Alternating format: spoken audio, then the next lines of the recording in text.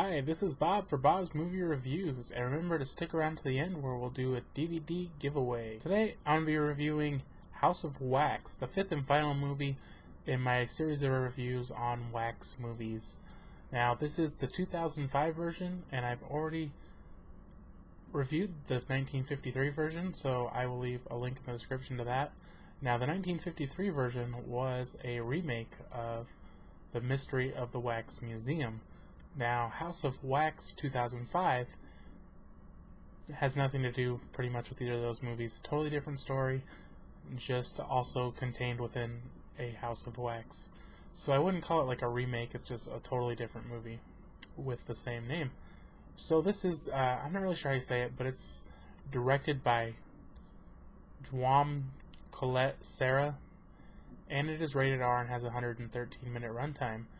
Now, there are some well-known people in it: Elisha, Cuthbert, Chad Michael Murray, Brian Van Holt, John Abrahams, Robert Ri'chard, and somehow they've managed to get the greatest actress of all time, Paris Hilton. Now, the movie starts out a little creepy. It shows a kid in like a child's seat, and it's in the past, and pretty much crazy, and they're duct taping him to it, and pretty weird. So then, cut to now, and it's a group of 6 teenagers, 18, just graduated high school maybe, and they are traveling to a football game, the biggest football game of the year. I am assuming college football game, and they don't even have tickets, but they're probably rich kids. One of them has an Escalade, and the other one has like a classic Charger.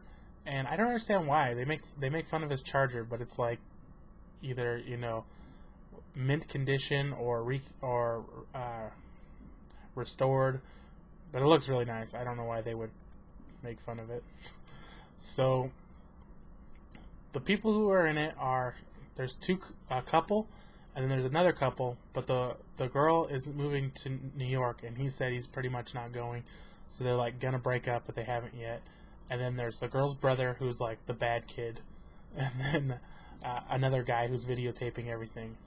So they're driving along, and they decide, well, you know what? We're not going to drive all night. We need some sleep. So they decide to pull over and just sleep on the side of the road. Well, actually, before that, what happens is there's a detour, and so they're on this weird off-the-way road, and they're like, well, let's just pull over. They basically just camp in some trees, and there's like a clearing. And so they decide to like start drinking and play football and I don't know, just do stupid stuff. And so this creepy truck comes and it just kind of sits there and watches them, and they kind of have like this standoff, and eventually he drives away. Now they don't know this, but somebody came in the middle of the night and stole their camera and damaged the guy's car. He finds out in the morning his fan belt has been cut, but he assumes it's broken. Well, he kind of is like, well, it's not right, but, you know, they don't know somebody cut it. So while this is going on, the two girls decide they're going to go investigate the horrible smell, because that's what all people, especially teenage women, want to do, is find out what the horrible smell is. And they come upon a ditch filled with roadkill. There's an extremely large amount of roadkill in this area, and there's just a guy who picks it up and puts it in this ditch, and it looks pretty disgusting. So they decide that they're not going to miss the football game. So the guy who owns the Charger and his girlfriend decide they're going to wait around for them to come back and bring them a new fan belt.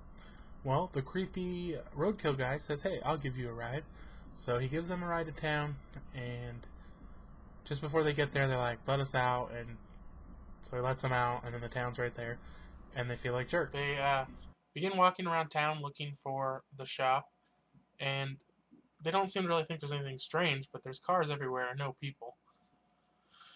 So they find the shop, nobody's there, and it's locked, and they decide, well, let's go check at the church. Maybe someone in the church knows. And they walk in, and there's a funeral, and they walk right back out, and a guy comes out, and he's like, hey, you know, you're just disturbing the church for a fan belt and all this stuff. And they're like, oh, sorry, we didn't know. And so it ends up being his shop, and he says, you know what, meet me back at the shop, and I'll get you the fan belt. And he says like 30 minutes or something, so they decide to go check out the House of Wax, which ends up being actually a whole building made of wax. So I'm not sure how you would even mold like the walls and stuff. Seems like it'd be pretty difficult. They pretty much get creeped out by the House of Wax and decide to just go to the shop and get the fan belt. And he's not there. He's taking forever. So like whatever, we'll just leave the money. And then he doesn't even have the right size. So he says, you know what? He shows up and he says, you know what? I have the right size at the house. Let me take you there and we'll pick up the right fan belt. Now, they really don't want to and they kind of don't believe him. But since they need it, they decide to just go. In the meantime, everyone else who decided to go on to the football game got stuck in traffic and decided to just turn around. Don't ask me how they managed to turn around on the freeway in bumper-to-bumper traffic, but they somehow did it and went back to the original campsite. Now, the Paris Hilton and her boyfriend decide to stay there, while the other two go on to pick up the two who went to the town. They go up to his house, and the boyfriend goes inside to use the bathroom while he goes and gets the fan belt. Now, this seems to be taking forever, basically, and the girl decides to get out of the truck that was in the driveway, and she realizes it's the truck from the night when they went camping, and the boyfriend never comes out of the house. So she freaks out and runs away, and I think you can guess what's happening to the boyfriend. He's being turned into a wax figure, and so she kind of escapes and then gets captured again. In the meantime, the other friends are driving from only 15 miles away, but it seems to take them hours to get there. She gets away from the house, runs to the town, and here's where she realizes the whole town is just wax figures. Now, finally, her brother and the amateur cameraman have shown up to town. Her brother saves her, and the cameraman goes up to the House of Wax, where he finds their other friend has been turned into a wax statue. Tries to save him, but fails brilliantly. Now, of course, the cameraman gets killed at the House of Wax, and then Paris Hilton and her boyfriend both get killed. So it's down to just the girl and her brother. And he decides it's time to fight back, so they begin looking for weapons. So the two end up winning, and they burn down the House of Wax, which to me was like the best part, the coolest looking part of the whole movie. And then there's a very twist ending that I won't give away right now. So for a score on this movie, I think I would have to give it, now I hate to do this, but I'd give it a 2.5 out of 3. I don't think it's quite as bad as a 2, but it's not like a movie you're going to really enjoy a lot. I mean, it's definitely worth a watch, probably one watch. But, you know, when this came out, I thought it was so original, and it really grossed me out quite a bit. Not as much anymore. There's a couple scenes that are kind of gross, but it's not too bad compared to today's movies. But obviously it wasn't an original idea. They were copying other movies which I think were done better. Some of the acting wasn't that good, and it's just not as enjoyable of a movie, I guess. It doesn't have the same kind of story that's as enjoyable. So I put a lot of work into this review. I hope you liked it, and if you stick around for another couple minutes, we'll show you what you could win for DVDs. So all the rules for the DVD giveaway will be down in the description. Basically, you just need to rate this video and leave a comment saying what you'd like to win, and then it'll be announced next Thursday who's going to win, and you have till the next Thursday to claim your prize, or you forfeit. And you can only win once every 30 days. So let's see what we have. We got The Village on DVD, Another Stakeout on Blu-ray, Avatar Blu-ray and DVD, Lost in Space DVD, Hollywood Homicide DVD,